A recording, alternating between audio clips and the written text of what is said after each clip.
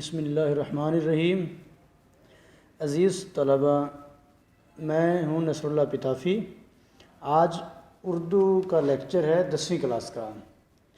تو 10ویں کلاس کی اردو کے لیکچر میں پچھلے لیکچر میں نے آپ کو فاطمہ بنت عبداللہ جو نظم ہے اس کے پہلے 4 شعر کروا دیے تھے۔ آج ہم اس کے 5ویں شعر سے کرنے لگے ہیں اگلا لیکچر۔ تو دیکھیں ذرا، شعر ہے کہ اپنے صحرا میں بہت آہو ابھی پوشیدہ ہیں، بجلیاں برسے ہوئے بادل میں بھی خوابیدہ ہیں۔ تو یہ اپنے صحرا کے معنی ہوتے ہیں ریگستان، آہو کا مطلب ہے ہرن، بجلیاں کے معنی آسمانی برق یا آسمانی بجلی، خوابیدہ کا مطلب ہوتا ہے سوئی ہوئی یا چھپی ہوئی۔ اس شعر کا مفہوم کچھ یوں ہے کہ اپنے صحرا میں بہت سے ہرن موجود ہیں، اگرچہ بادل برس چکا ہے لیکن ابھی بہت سی بجلیاں ابھی تک ان برسے ہوئے بادلوں میں موجود ہیں۔ تشریح دیکھیں اس شعر کی کہ شاعر مشرق علامہ محمد اقبال استعاراتی انداز اپناتے ہوئے کہتے ہیں کہ صحرائے اسلام میں ابھی بہت آہو مراد مرد مومن چھپے ہوئے ہیں۔ آہو کا مطلب یہاں پہ مرد مومن ہے، مخلص لوگ جو دین اسلام سے بھی مخلص ہیں، اپنی آخرت بھی بنانے سنوارنے میں مخلص ہیں اور اپنی قوم کے ساتھ بھی مخلص ہیں، انہیں مرد مومن کہتے ہیں۔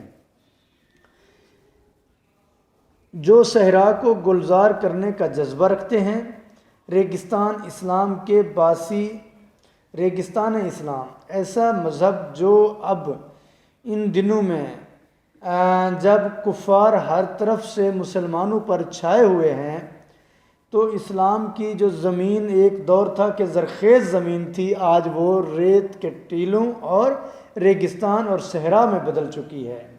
لیکن پھر بھی شاعر یہاں نا امید نہیں ہیں، بلکہ یہ بتا رہے ہیں کہ ریگستان اسلام کے باسی یہ ہرن، یعنی یہ مسلمان، یہ مرد مومن ایسے چھپے ہوئے ہیں جو اسلام کے دشمنوں پر جھپٹنے کے لیے تیار بیٹھے ہیں۔ ان مسلمانوں کو معلوم ہے کہ ہماری نوعمر بیٹی نے جنگ طرابلس میں اپنی بے مثال قربانی دے کر ہمارے لیے مثال قائم کر دی ہے، اس لیے وہ خود بھی جذبہ ایمان سے سرشار ہو چکے ہیں اور دشمنان اسلام پر حملے کے لیے بھی بے تاب ہیں۔ بقول اقبال، پر تیرے نام پہ تلوار اٹھائی کس نے، پر تیرے نام پہ تلوار اٹھائی کس نے، بات جو بگڑی ہوئی تھی وہ بنائی کس نے۔ دوسرے مصرے میں شاعر کہتے ہیں کہ بادل برس چکا ہے لیکن برسے ہوئے بادل کے اندر جذبہ ایمان کی بجلیاں سوئی ہوئی ہیں اور جو کسی بھی وقت مسلمانوں کے اندر بیدار ہو سکتی ہیں۔ جب جذبہ ایمان کی یہ قوت مسلمانوں کا دست و بازو بن جائے گی تو پھر کوئی ان کے مقابل کھڑا نہ ہو پائے گا، کیونکہ جذبہ ایمان مسلمانوں کی وہ پوشیدہ قوت ہے جس کے سامنے دریاؤں کے دل دہل جاتے ہیں، پہاڑ رائی ثابت ہوتے ہیں۔ اس لیے شاعر نے کیا خوب کہا تھا کہ خدا نے تیرے مقدر میں جیت لکھ دی ہے، خدا نے تیرے مقدر میں جیت لکھ دی ہے، دل و نظر میں ذرا انتظار پیدا کر۔ اگلا شعر دیکھیں کہ فاطمہ گو شبنم افشاں آنکھ تیرے غم میں ہے، نغمہ عشرت بھی اپنے نالہ ماتم میں ہے۔ دیکھیں گو کے معنی ہوتے ہیں اگرچہ، شبن افشاں آنسو برسانے والی، اور نغمہ عشرت عیش کا راگ، خوشی کا راگ یا خوشی کا گیت، نالہ ماتم کسی کے مرنے پر رونا، اسے کہتے ہیں نالہ ماتم۔ اس شعر کا مفہوم کچھ یوں ہے کہ اے فاطمہ، اگرچہ میری آنکھ تیری جدائی میں آنسو بہا رہی ہے لیکن تیرے مرنے پر جو آہو زاری کر رہا ہوں اس میں خوشی کا راگ موجود ہے۔ علامہ اقبال امت مسلمہ کی عظیم بیٹی کو خراج تحسین پیش کرتے ہوئے کہتے ہیں کہ اے فاطمہ بنت عبداللہ، تیری شہادت سے دل خوش بھی ہے مگر آنکھوں سے آنسوں کی جھڑی اس بات کو ظاہر کر رہی ہے کہ تیرا بچھڑنا دکھ کا باعث ہے۔ ہر آنکھ تیری شہادت پر اشک بار نظر آتی ہے، دل افسردہ دکھائی دیتے ہیں جبکہ جسم ساکت کھڑے ہیں۔ دوسرے مصرعے میں شاعر کہتے ہیں کہ ہماری آنکھوں میں بظاہر آنسو تیرتے ہوئے دکھائی دیتے ہیں، لیکن ہمارا دل آپ کی شہادت پر اللہ کا شکر ادا کرتے ہوئے خوشی محسوس کرتا ہے۔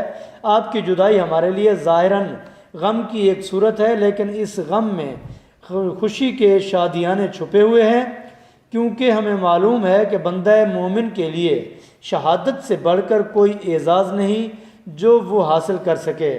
شاعر مشرق کچھ ایسا ہی فرما گئے ہیں کہ شہادت ہے مطلوب و مقصود مومن، شہادت ہے مطلوب و مقصود مومن، نہ مال غنیمت نہ کشور کشائی۔ اصل میں شاعر ننھی مجاہدہ کی جدائی میں افسردہ دکھائی دیتے ہیں، لیکن اس افسردگی کے پردے میں خوشیاں ہی خوشیاں جھلک رہی ہیں۔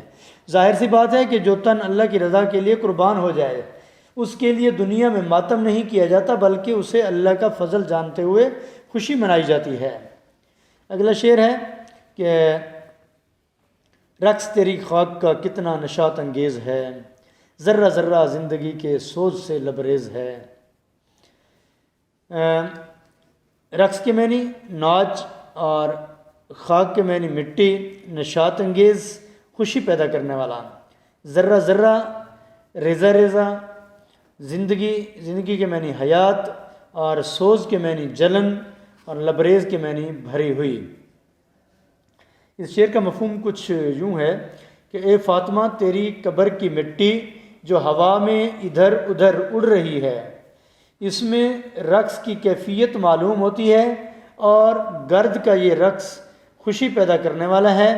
اس مٹی کا ایک ایک ذرہ زندگی کے سوز سے لبریز ہے۔